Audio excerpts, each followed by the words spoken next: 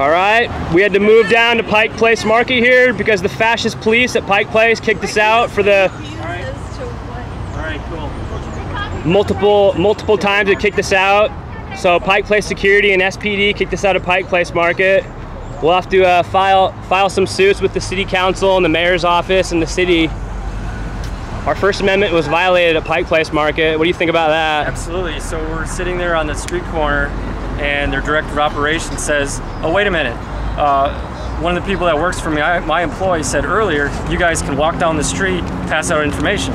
Well, he overruled that later on and said, no, now you can't do that. So they're setting a precedent by saying you can't stand there with your information on the sidewalk. And then they say, oh, besides that, you can't walk around Pike Place and hand out information.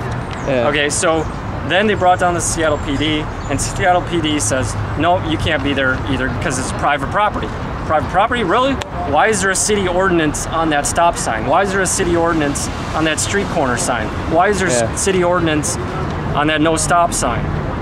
Is it because it's a private property? Private property maintains a public Seattle city ordinance? And there's no disclaimer saying now entering Pike Place Market. Right, and in this document, which is their document, so they say you have to misbehave. They don't state what misbehaving is, but this is their document, and it says you have to misbehave. It doesn't say you can't exercise your First Amendment rights. Yeah, misbehave is behave how they want you to behave. Basically. Absolutely. So they gave us this unconstitutional document stating that we have no right to be there. When John, the original guy who confronted us, could not point to this document why we couldn't be there. He refused to do it because he couldn't do it.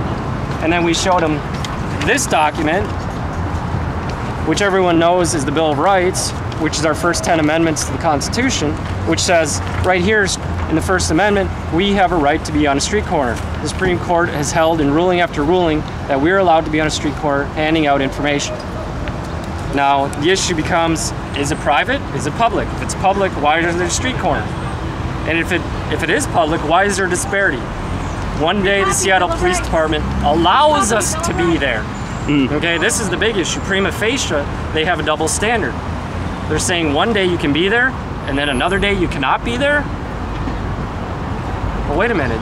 There's a problem here. Prima facie, they have a problem. They have a double standard. Yeah. One day they allow us to be there, the next day they don't. So they don't even know their own laws, their own regulations. They don't know the Constitution. Definitely. So that's it. That's all we have. Well, there's some street singers that are selling CDs and they're blocking the sidewalk.